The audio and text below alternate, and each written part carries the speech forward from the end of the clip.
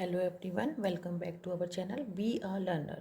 आज का हमारा जो टॉपिक है बहुत ज़्यादा इंपॉर्टेंट है, रहने वाला है क्लास 12 की जो मैक्रो इकोनॉमिक्स है उसका चैप्टर नंबर 3 है मनी एंड बैंकिंग। उसका एक मोस्ट इंपॉर्टेंट टॉपिक आता है बार्टर सिस्टम होता है और मनी सिस्टम। आज हम बार्टर सिस्टम की प्रॉब्लम देखेंगे, साथ ही साथ जब मनी आ गया था तो मनी से हमारे बेनिफिट्स क्या हुए थे वो देखेंगे। टॉपिक है how does money overcome short coming of barter system. पहले एक बार्टर सिस्टम की प्रॉब्लम देखेंगे, उसके साथ उसका मनी के आने के बाद उसका बेनिफिट देखेंगे।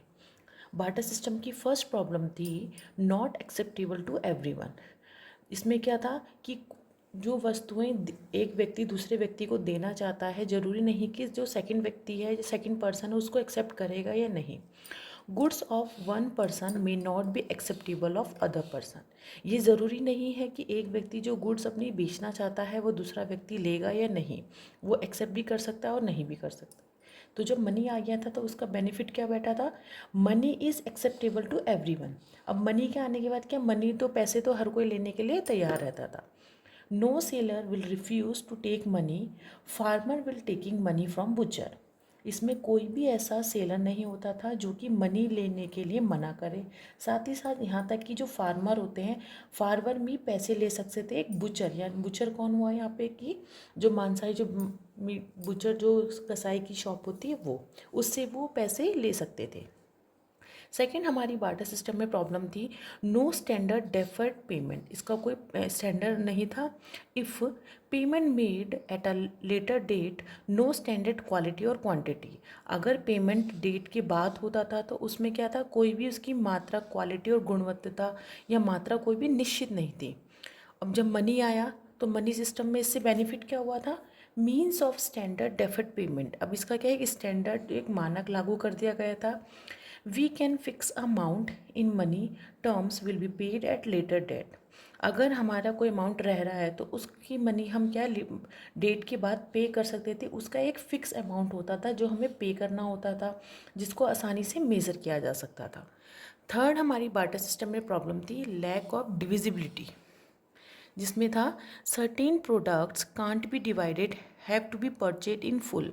कुछ ऐसे प्रोडक्ट होते थे जिसको हम विभाजित नहीं कर सकते थे, जिनको हमें फुल पूरा ही परचेज करना पड़ता था।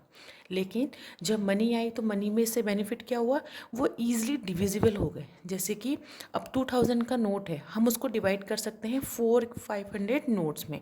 तो क्या हुआ, मनी आने से क्या हुआ, ईजिली क्या हो गया, वो डिविजिबल हो गया। अब नेक्स्ट हमारा बार्टर सिस्टम का प्रॉब्लम था डबल कोइंसिडेंस ऑफ वांट्स।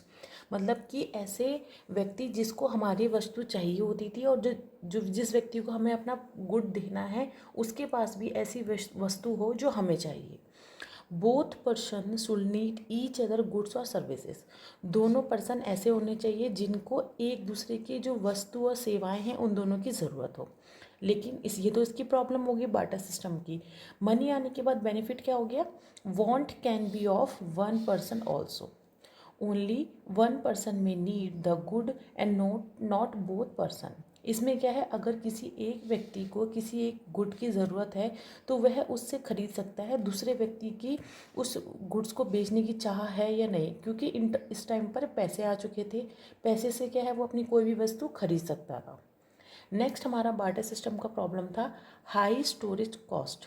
यानी कि प्रोडक्ट को स्टोर करने की जो कॉस्ट होती थी वो बहुत हाई होती थी। प्रोडक्ट परचेज्ड और sold has to be stored in warehouse and godown. जो प्रोडक्ट हम परचेज करने होते थे उनको परचेज और सोल्ड करने के लिए स्टोर करना पड़ता था बड़े बड़े वायर हाउसेज और गोडाउन्स में। लेकिन कुछ प्रोडक्ट ऐसे हो जाते थे जो एकदम से ख़राब हो जाते थे, जिनको हम स्टोर नहीं कर सकते थे।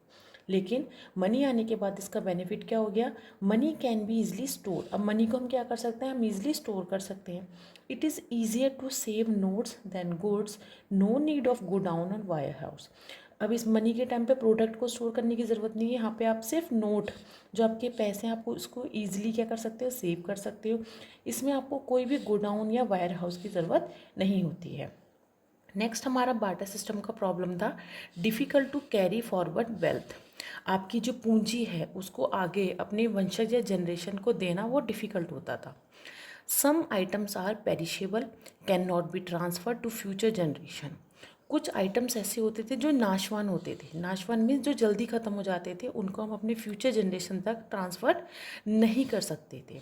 लेकिन मनी आने के बाद इसका बेनिफिट क्या हो गया? Easier to carry forward money to future. Means इसका डिस्क्रिप्शन देखते हैं। Father can save his wealth in form of bank notes and give to his future generation.